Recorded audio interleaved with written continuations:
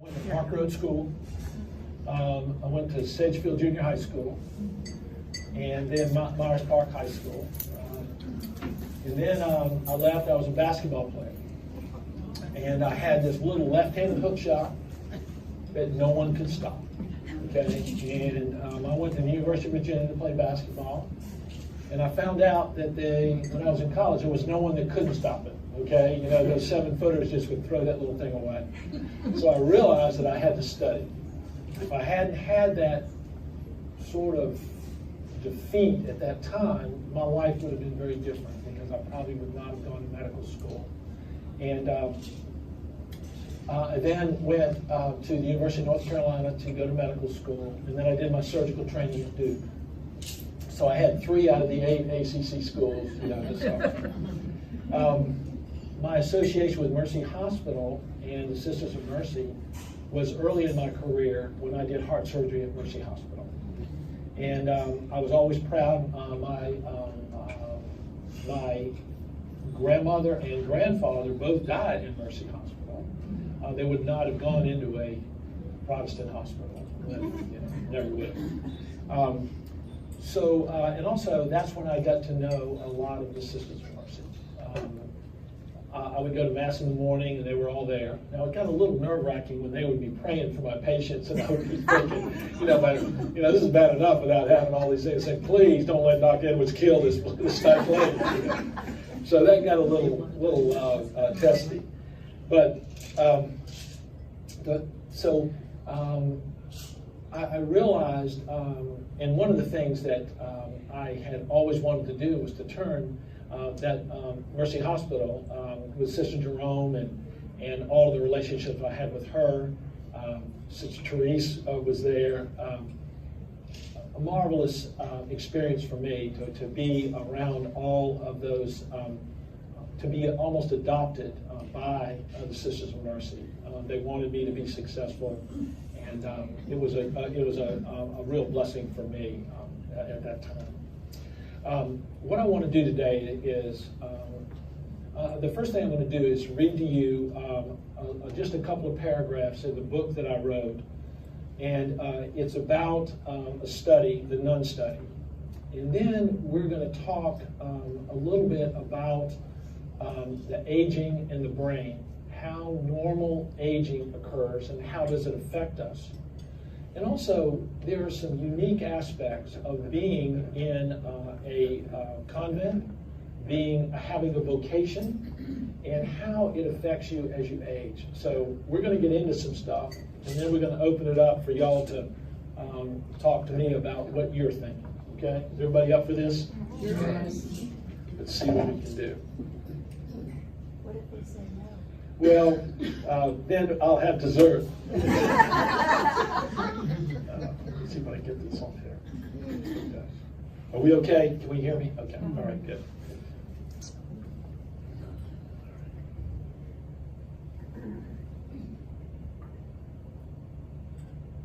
What's the name of your book? The book is called Much Abides, and of course I stole and I actually gave him credit, but Alfred Lord Tennyson wrote a poem about Ulysses. And in the end, he has the most amazing 4 stanzas about aging.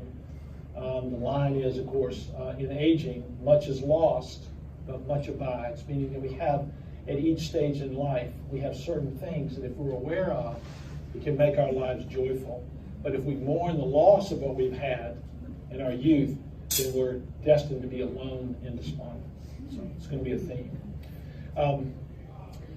I described this Harvard study where they look at all kinds of factors in people's lives about what causes them to have joyful lives and longevity. And one of the things is relationships, interpersonal relationships. Okay. But the second study that I use as an example is what's called the Nun Study, and I'm going to read this. The second study is known as the Nun Study. This is a remarkable look at the lives of 678 sisters, members of the School Sisters of Notre Dame, beginning in 1986 and culminating in the published publishing of the book Aging with Grace in 2002. The principal investigator was Dr. David Snowden. He was an epidemiologist at the Sanders Brown Center on Aging at the University of Kentucky. The nuns, each 75 or over, were a perfect group for study. A perfect group to study Alzheimer's and related dementias for two reasons. The first was control of variables. There was no income or social status differences between the participants. There were no smokers. Everyone ate the same diet, which was really good, by the way. The chicken's good. And shared the same housing and had the same access to health care. It's extraordinary, okay, that you would be able to take a group and eliminate all of the financial aspects. So here it was, this almost perfect proband is what we call it. The second reason was that the majority of the nuns courageously permitted an autopsy on their brains at death. Okay, so almost the entire group donated their brains for study. These two factors resulted in the first large-scale study which correlated life history, memory, cognition, and independence, as well as brain pathology at death. The findings shocked everyone. The pathology at autopsy often did not match the details of the life before death. Several nuns were in their 90s, had intact memories, and were caring for themselves. The shock came when these nuns had the same number of plaques and tangles in their brains so what they did is at the autopsy, what delineates dementia is the presence of plaques and tangles in the brain. So there were a group of nuns who were functioning completely normal in their 90s. But when they autopsied them, they had the same number of tangles and plaques that the nuns did that had full-blown dementia, okay? So one would have expected that the sisters who were mentally intact and independent to show no evidence of the destructive process typical of Alzheimer's disease, at the least markedly less. And looking closer, the nuns who were spared memory loss, despite having the pathology of Alzheimer's, had certain traits while alive. They were consistently noted to have larger social networks. This included loving and supportive relationships with their fellow nuns, and also with their families and the world outside the convent. There are multiple scientific lessons to glean from this elegant study, but I want to focus on two that the author cited as impressive. Dr. Snowden states, the first is a deep spirituality that the women shared. My sense is that profound faith, like a positive attitude, buffers the sorrows and tragedies that all of us experience. The second factor is the power of community. The young women entering the convent gave up the possibility of a conventional life. Marriage, children, in close proximity to their extended families. What they received in turn was a social environment that provided unconditional love. Coupled with that love was a solemn vow that they would be cared for with respect and dignity to the end of their lives. Each of the sisters was revered for who she was and what she contributed to the whole. There were also the assurance that they would not only enter heaven, but they would enter the hearts of those sisters surviving them, just as her predecessors had for 100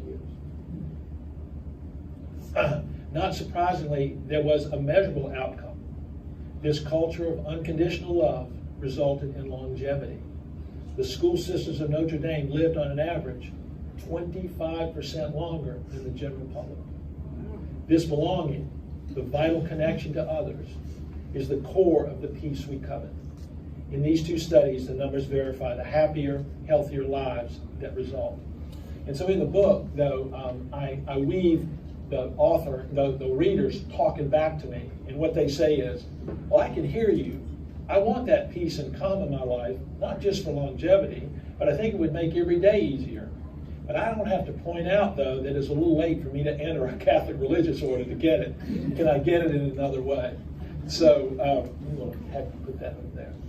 So what I want to do, though, is talk a little bit about unreal expectations. Okay, so they've set a really high bar in that study that, oh, going into a religious convent, everything is going to be perfect. It's all going to be so nice. We're going to be peaceful and joyful. We'll get along with everybody, and then we'll enter the hearts and we'll live forever. Okay? Now, unreal expectations. Okay? If we have this expectation of what life's supposed to be, and then we have a reality, if we don't deal with that reality in a certain way, it causes despair. It causes despondency. Okay? So we're going to talk a little bit about that as we go. Okay? So what I want to do today is I want to talk a little bit about normal cognitive aging and what it looks like. And then I want to do it through the screen of what I think, and you're going to help me with this, what I think unique aspects of being a member of a religious order changes those aspects or alters them. Okay?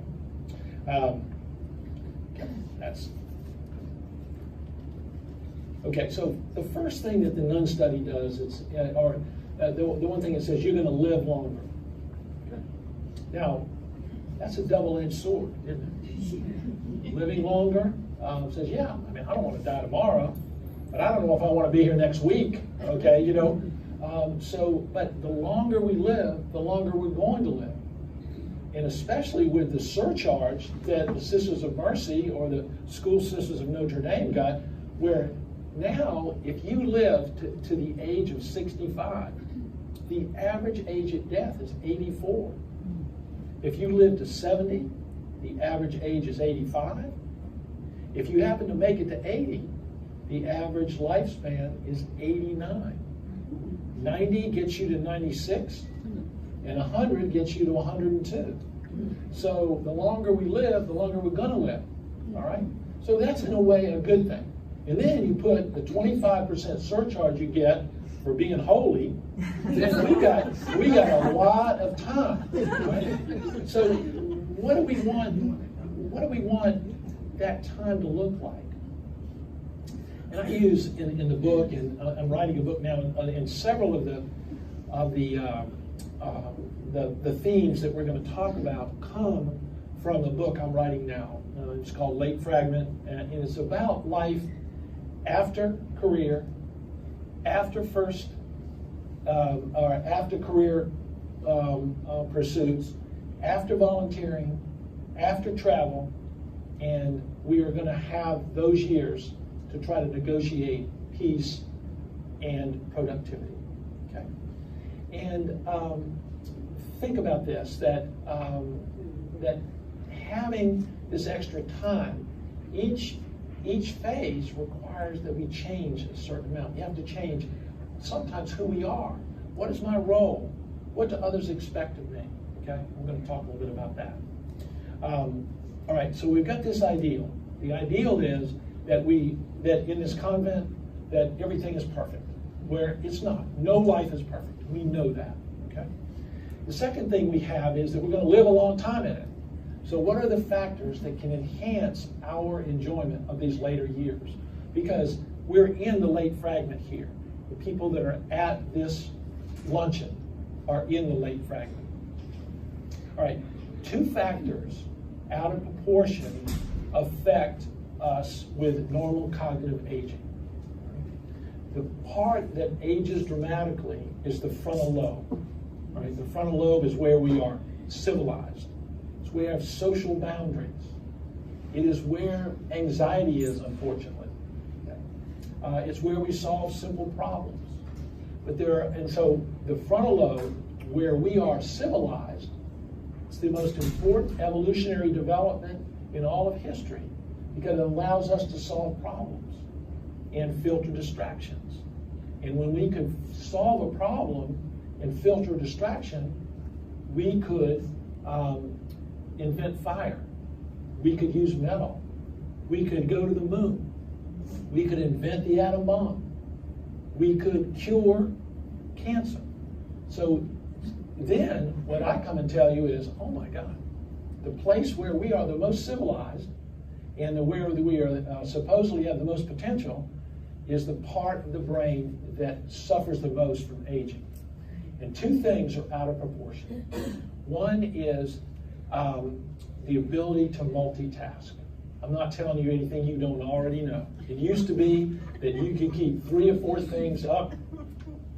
You could be doing something, someone come up to you and say, oh, sister, and you would go right back to where you were. Now, 3 or 4 things, maybe 1. Now, you're just throwing the thing up there hoping it comes down. And the second thing that's really important is the ability to filter out distractions. Okay? As we age, we can no longer do that. Someone interrupts you doing something, you've got to start over. Okay? I don't know if y'all, checkbooks. Does everybody here have their own checkbook? Do they? How's that going?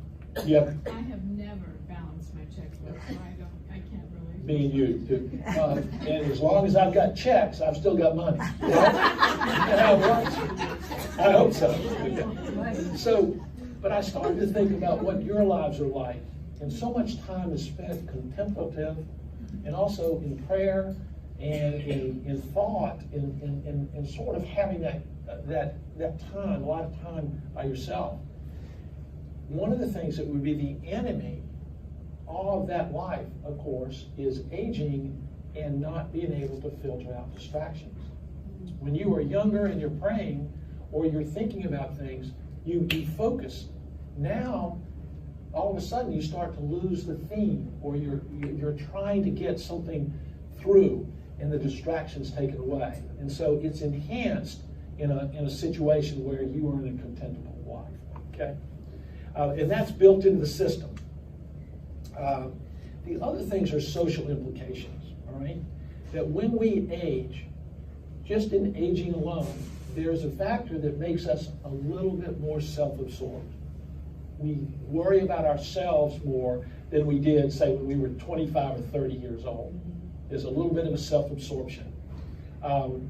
There's also less awareness of what's going on with others. That self-absorption means that I'm aware of myself, and these are my needs, and it must be because it was selected for. That if people became self-absorbed, they would be more likely to survive.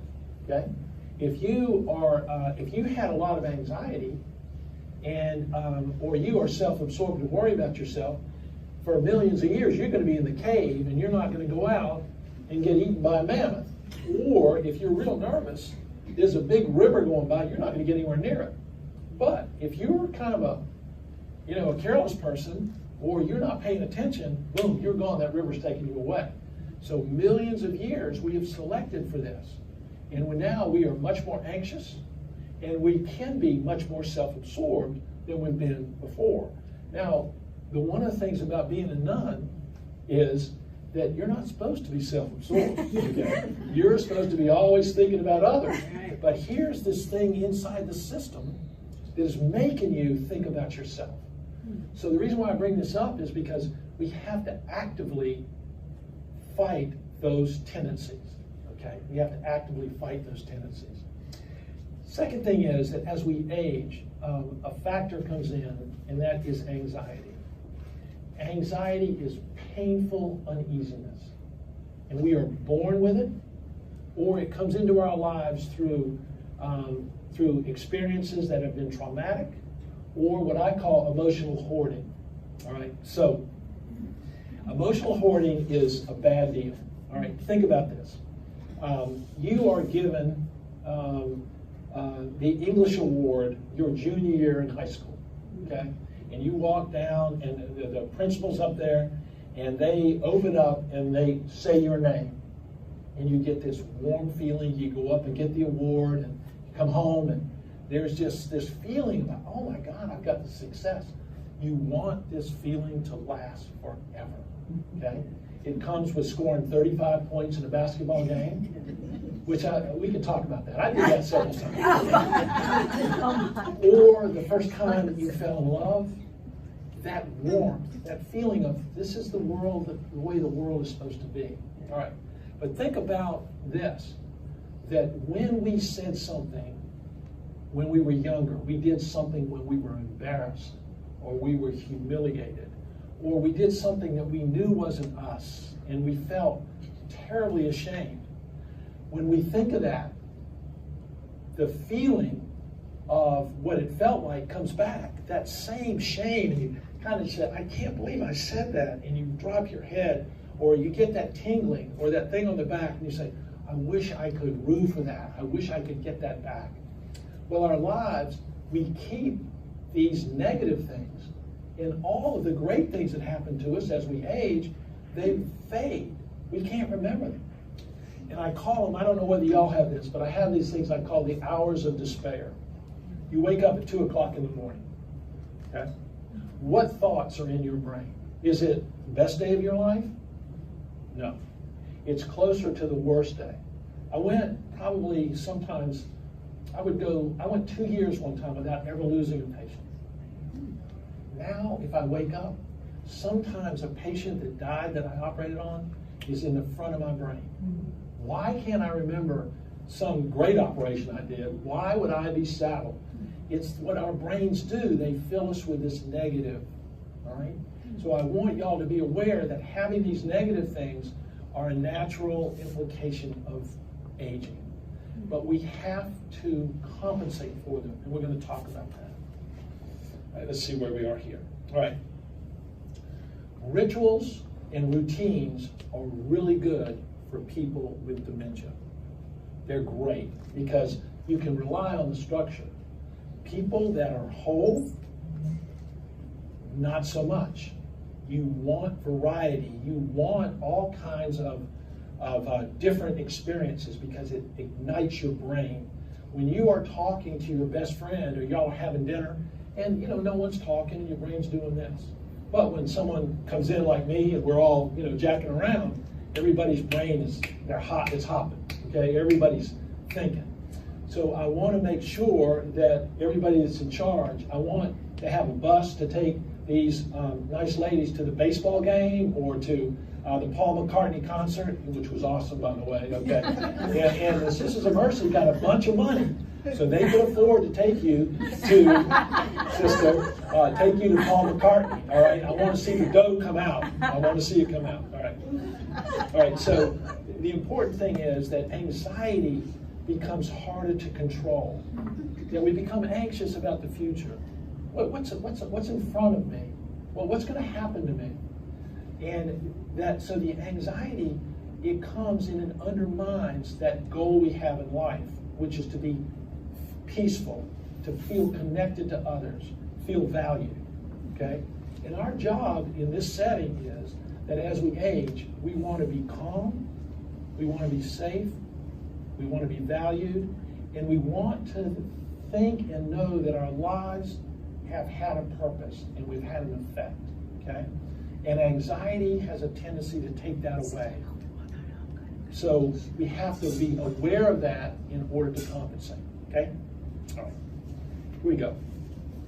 The phase in life that's extended, if we're going to live longer, I would have loved to have more than 4 years at UVA. Now, I probably would have been in jail right now, but that part of our life is not going to be the part of our lives that is in school. Now, our careers, we are much younger. Think about your parents at the age that, well, a lot, for me, my father was much older. I just had my 75th birthday. My father died his 75th year. So did my mother. And so we are much younger. We still have a lot of opportunity and potential to do things.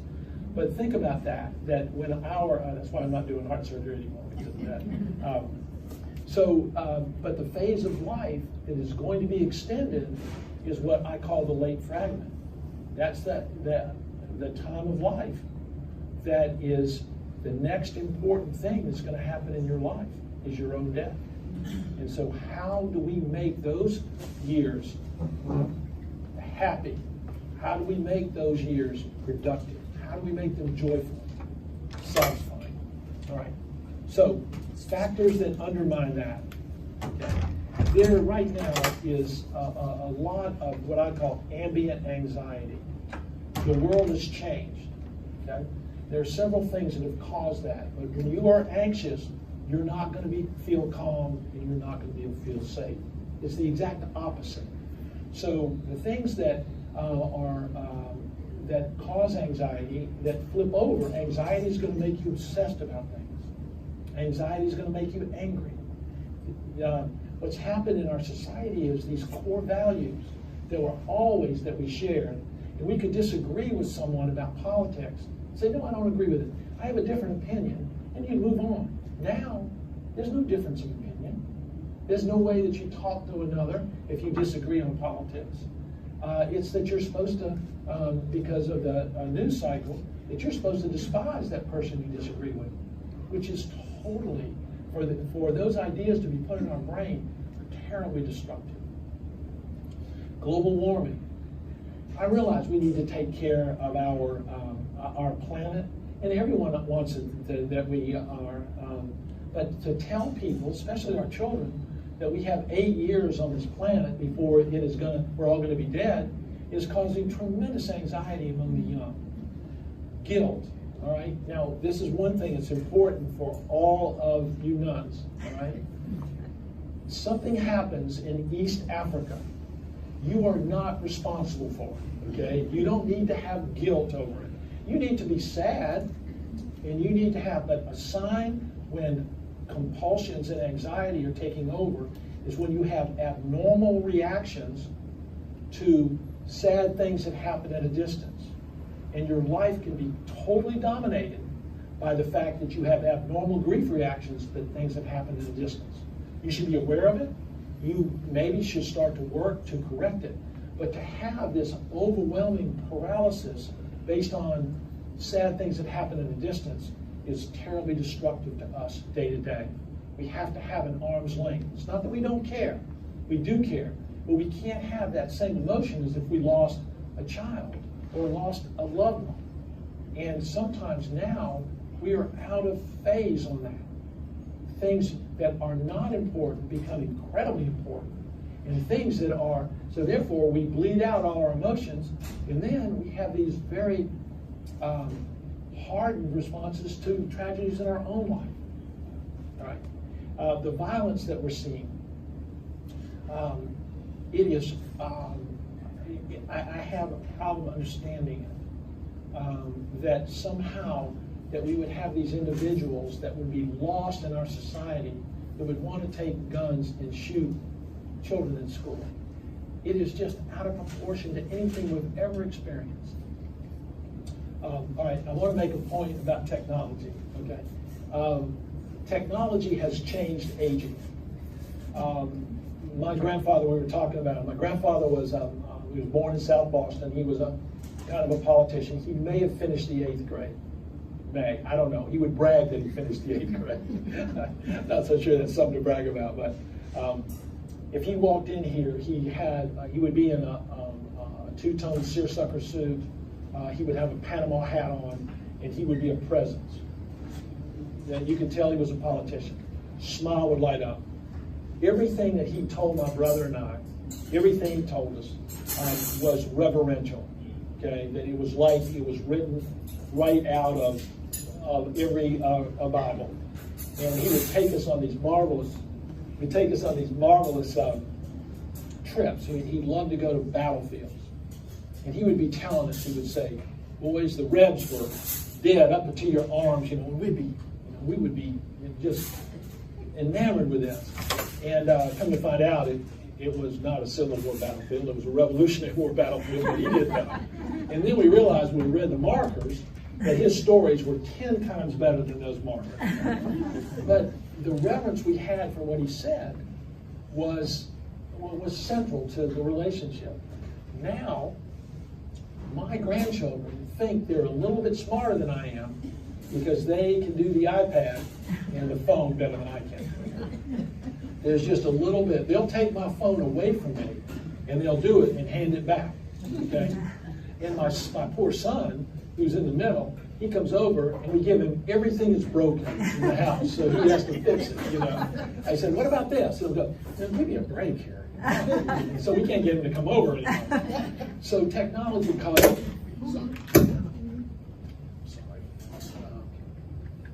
give it to your granddad. amazing. I know. Yeah, come sit next to me.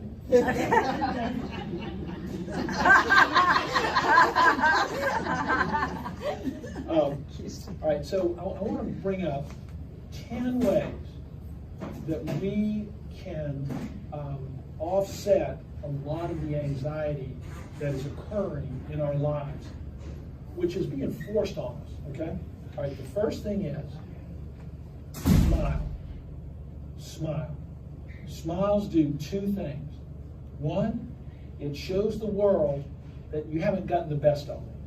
You may be trying, but I still got a little tread left on my tire. Okay? And also it shows others that I am open. Smiles reflect a sort of vulnerability. It's kind of that, there's no arrogance in the smile. Vulnerable. Okay? Real strength in our lives comes when we are vulnerable. When we interact with each other, okay, and we got all the answers, what do people do? They move away from you. They don't need to talk to you. But when you say, you know, I got this problem, or I'm really nervous about something, what happens? People come towards you. They say, tell me what it is. Maybe I can help. And so also the smile tells your brain to have positive thoughts. It creates a chemistry in your brain that is vital. Okay, I write in the book about chemistry in the brain. I'm not going to go over it, but if anybody wants to read it, y'all got a couple of books. Renee bought a couple of books. She might have stolen, but you didn't steal, did you? You would, though. I know you would. All right. The second thing is to have confidence in you, to be authentic. Okay? I have certain ideas. I don't want to share them with anyone because I might be judged or someone might be offended. We need everybody's opinion. That's how things, hard edges and disagreements are what make the world better. Okay? If we all have the same thoughts and we all have the same actions, nothing changes. So feel confident in what you think and the thoughts that come in your brain. All right. Part of that is celebrating being an individual. Okay. Now, in each of us, there are two parts of us. Okay. There's this left brain, and this left brain says it's where we have to measure up. Okay. It's where the world says, "What have you done for me? Not today, but this morning. What do I have to do to get people's respect? Where do I get confidence?" Okay. It's on the left brain. What does the world expect of me? All right. That's not really who we are, is it? Who we are is over here on this right brain. And someone might say, "Can you do this?" And you'll go, "Oh, of course I can." And you'll go over, and then your right brain says, "You don't have any idea what you're doing." And you're trying to figure it out as you're going through the steps. I love that right brain. That's where we're vulnerable. That's where we are, that our true thoughts come out. And I want to control the words we use to talk to ourselves. Those are the most important. Everything in language comes out. If we didn't have language, we wouldn't have these thoughts. Okay? So I want you to control the words that you use to speak to yourself. We can see something, or we can have some sort of interaction with someone, and we can spin it in a very negative way. We can say, "That woman drives me crazy, and she doesn't know what she's talking about," and you puff on out. For the rest of the day, you have negative thoughts in your brain. If you could say, "I wonder what was going on. That was so uncharacteristic of her. I wonder what's going on. Maybe there's something that's bothering her. I'm going to be watching this."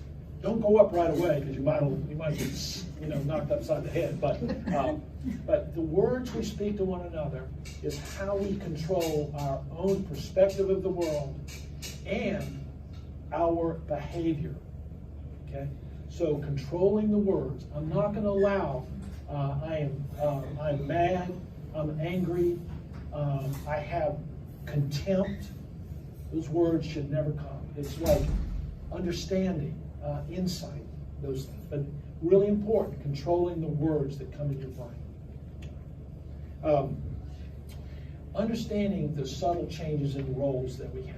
There's a great line in T.S. Eliot in the love song of J. Alfred Prufrock. He says, "No, I am not Prince Hamlet, nor was I meant to be.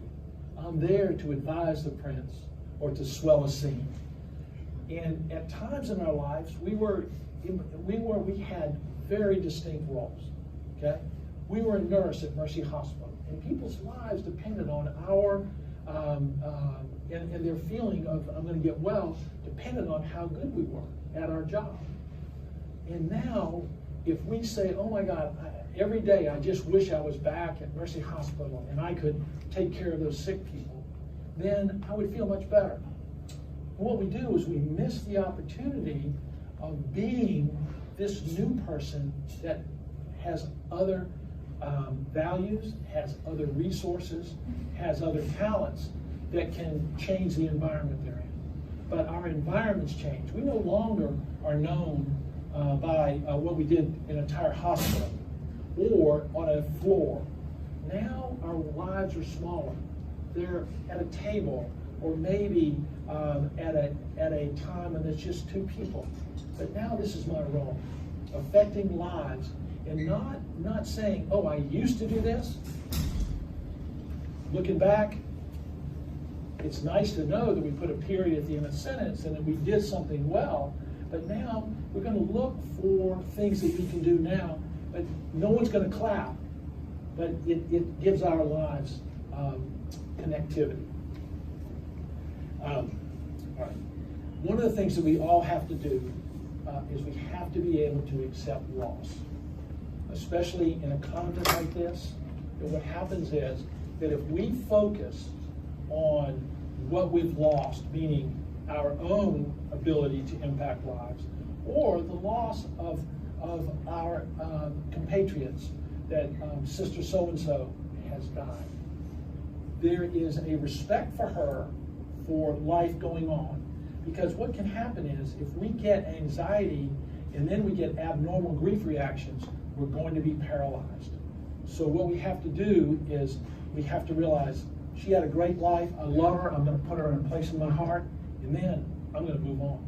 Okay? Now that sounds cold, but it's very important for healthy aging lives. We want to make sure that we're aware of subtle addictions, whatever they might be. Okay? It might be to Sudoku, it might be to crossword, it might be to food or whatever, but they will subtly control us. And when they do, they take away our authenticity. Okay?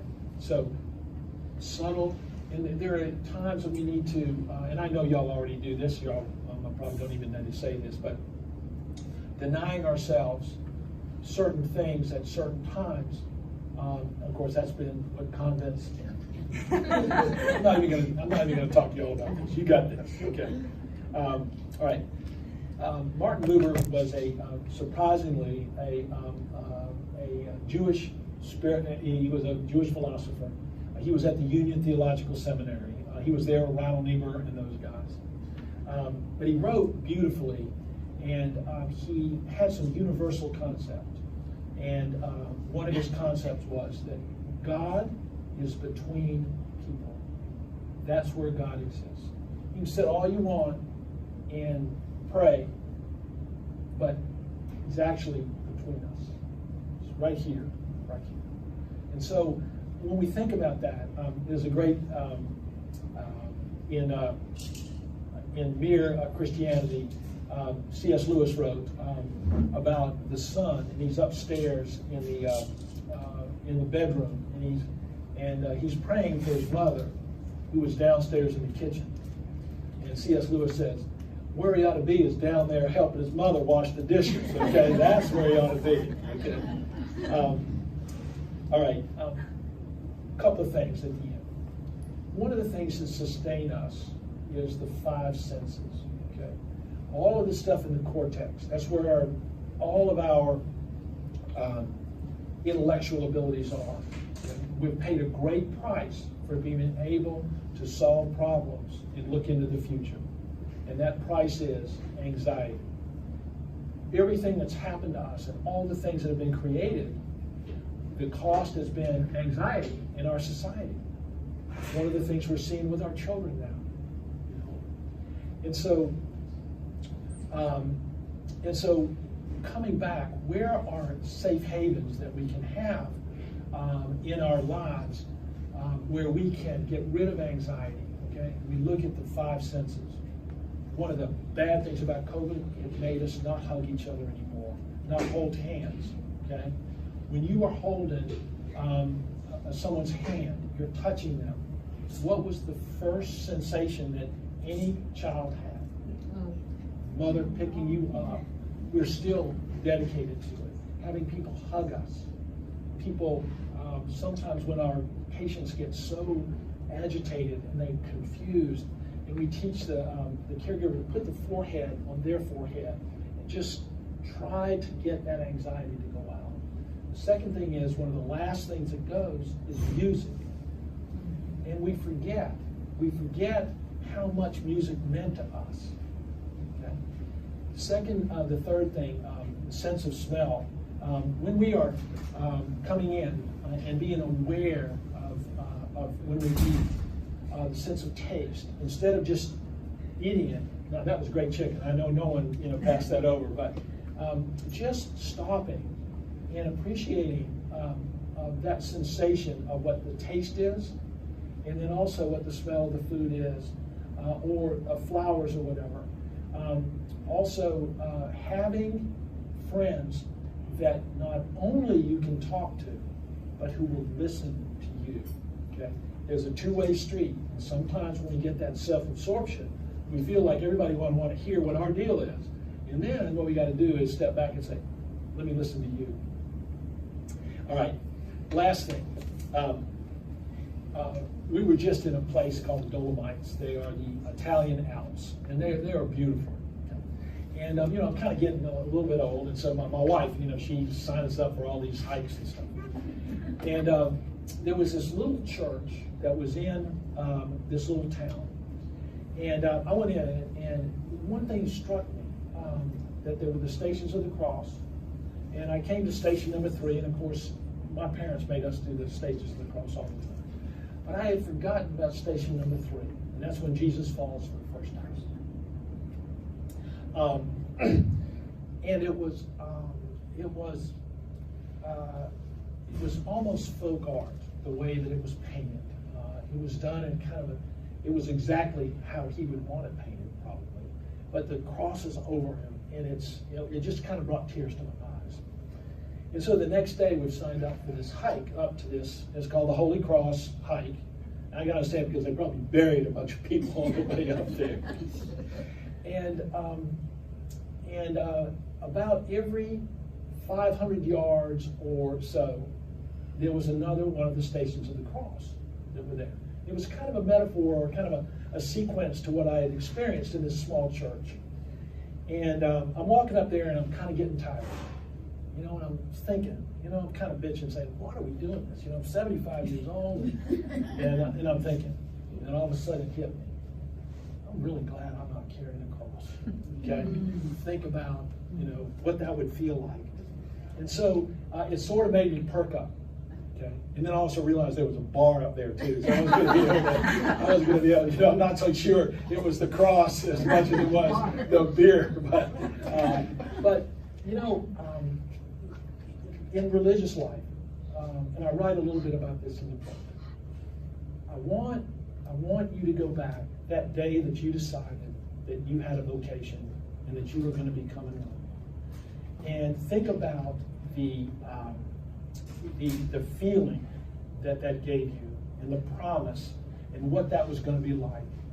Because life beats us up, and sometimes just circling back, thinking about mentors in our lives, thinking about what we expected, what was delivered, what are the great things that have happened to us in this vocation that we signed on for. I want you to go back to that young woman who got in the car and drove over to the convent. What was on her mind? What was her expectation of life? Because that's where this joy and this spirit will come back and make these years worthwhile. Okay? All right, that's all I got. Y'all can ask me questions if you want. Any questions? What was the transition from heart surgery to what you do now? What happened was that I was 64, I think. One day I was doing an operation, and if you notice that I have a tremor in my hand now, I can't. And when I would pick up a forceps, all of a sudden my hand would start to shake. And so I had been really good with my eyes and my hands, the idea of being an old surgeon. So I went through sort of a period of despair because I didn't, and I write about this in the book, it wasn't the fact that I wouldn't be able to operate. I had been a very busy surgeon for a long time. I had done heart surgery for 39 years. And a lot of those days, were really busy. What really scared me was that I wasn't going to be able to be around sick people and figure out what was wrong with them and help them get well. So both my parents died of Alzheimer's disease. And so I had this feeling. And so I didn't get it right away because I think that was so hard that I had suppressed it. You know how things that are painful in our brains, and then the pain sort of led me to, and I went to my wife. I said, Mary, I got an idea. I think I'm going to start a clinic taking care of people losing their memories. And she said, oh, really? and she says what all Irish Catholic wives say to their husband, you've been drinking again. She said, you have no expertise in this. And there's no way that I don't think you can do it. Well, she was right, but that triggered, so I wrote a letter I went online and looked up places, and there were 4 places that were centers of excellence for dementia. And I wrote a letter, and the first sentence was, when a 64-year-old cardiac surgeon applies for a dementia fellowship, shouldn't it mean that he should be in the clinic and not starting? And somehow that sentence got people's attention. And so I was accepted in all 4 places. And I went to Hopkins for 4 months, and it was not an official thing, but they sort of gave me a template of how to start this and about the patients. What I wasn't prepared for, I thought I knew what it was, but I never dreamed of how close I would become to the families and the patients and going through this. When you're a heart surgeon, you can fix things. And you judge your success by how well you fix them. But I can't fix anything now. Okay, I can't impact. In fact, I can't impact the disease any more than Alzheimer could in 1905 when he described the disease. But in many ways, this has been the most rewarding part of my career because the fact that I can't do anything means that I have to get closer, and the dependency on me and my dependency on the patients and the families has been amazing. So that's how it happened. Thank you.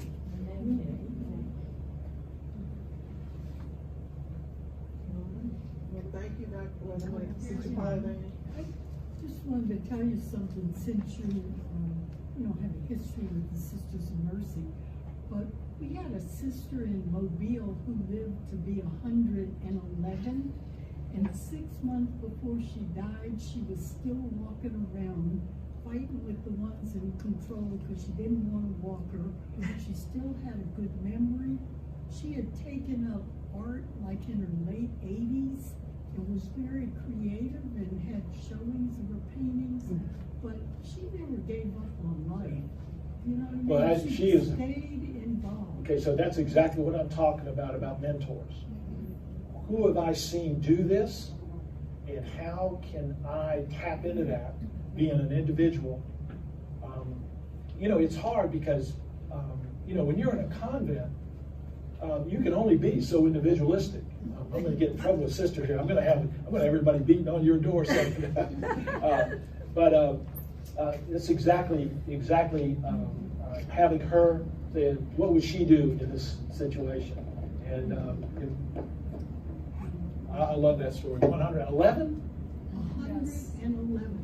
That's that 25%. They had done research, and she was the oldest Sister of Mercy in the world. Wow. At that time.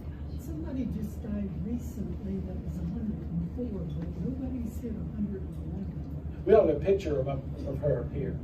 You know, I don't know, maybe that would see what she looks like first.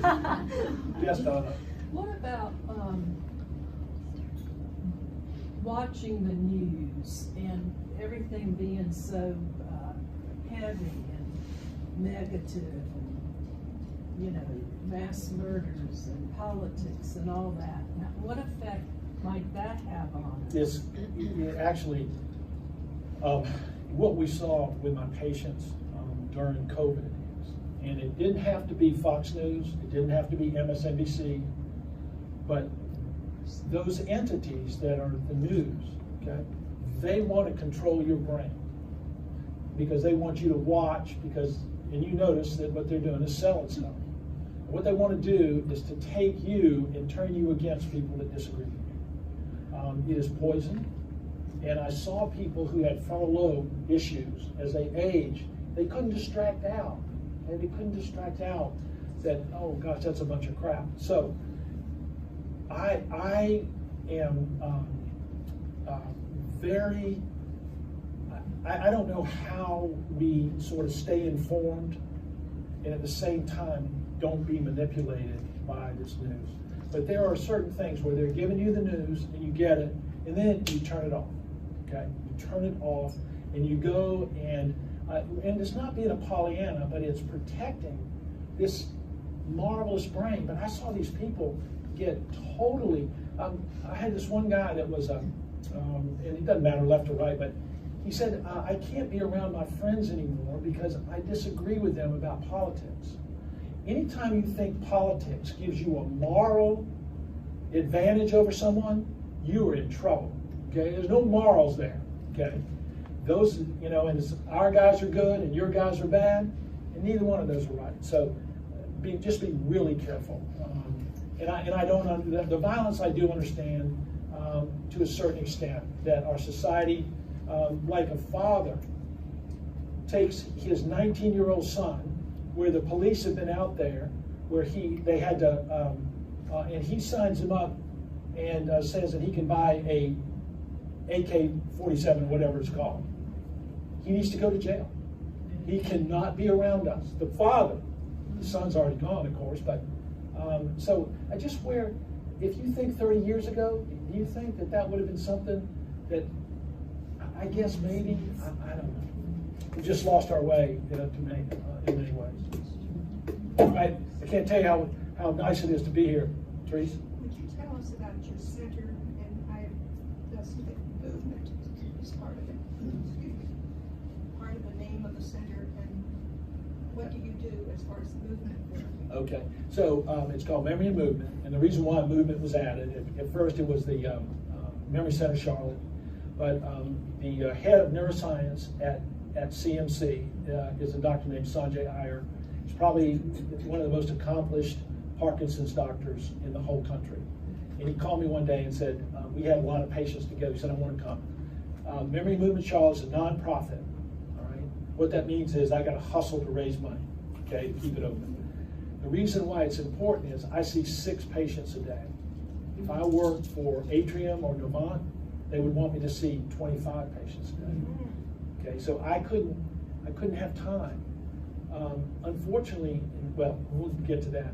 So Memory and Movement Charlotte is a nonprofit dedicated to the patients with movement disorders, Parkinson's, and Parkinsonian plus syndromes, dementia with the Lewy body and all that. And then also memory disorders. We started 9 years ago. I get 50 new patients a month. 50. Okay. Now I want y'all to help me a little bit here. I'm going to do a plug here, Renee. All right, I'm going to plug it. All right. So I want the Sisters of Mercy to help me. But they say, I take care of a lot of indigent people, but I want y'all en masse, okay? You know, the foundation's over here somewhere, okay? And here we are in the real world. I want you to go over this. I want you to give Dr. Edwards some money. Going to be worth that trip down I-85. All right, is that okay? Yes, ma'am. What do you think of all these new things that are coming out to prolong your memory, to have longer, better memory, all the pills and all this advertisement of, your memory will stay? Okay, now you're watching and you're getting Prevagen, okay? If you notice at the bottom on the Prevagen ad, it says pharmacist recommended, and it has been tested on people who have no memory issues. Okay, Prevagen is fraud. Okay, don't buy it. As far as medications, we have two medications that we use for memory. One is a drug called Aricept, donepezil, and the other is memantine.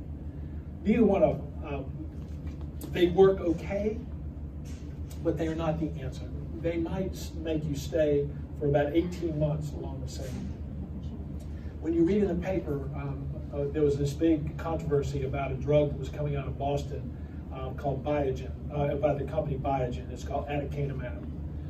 And the FDA approved it, saying, well, what difference does it make? It could be bad, it could be good, but the data did not support it being authorized. We did not want it to be authorized. Medicare wasn't going to pay for it, and it was going to be $70,000 a year. The Sisters of Mercy can't even afford that. Okay. So then when the early results came out, they said, oh, it's not working as well as we thought, so we're going to cut the price to $35,000 a year. It was ridiculous. We're at a low point on all of the medications in the clinical trials. Hopefully there's going to be something that's going to come, that's going to break through, but it's going to come out of nowhere. It's not going to come out of the data that's being generated. All right, I love being, yes ma'am. I'm a square ball in this group. I had to come at the age of 58. Had been a widow for 20 years and have 4 children, etc., etc. And I would love to have a word with you sometime. Okay, and we can arrange that. We can arrange that. One of the things about families, okay, now y'all are gonna like it, but all families are dysfunctional. Okay. There's no perfect family. No. And that is where our expectations come in. Okay, if we have families are supposed to be unconditionally loving, and they're supposed to support us, and yet, yes, sometimes. But what we have to do is we have to have realistic expectations of what our families are going to do for us and their role in our lives. I write about it in the book, and there's a funny thing about a governor went through the desk that this sister, and I think y'all would get a kick out of it. I'm not going to spoil it. Thank y'all. We can get with you. Okay.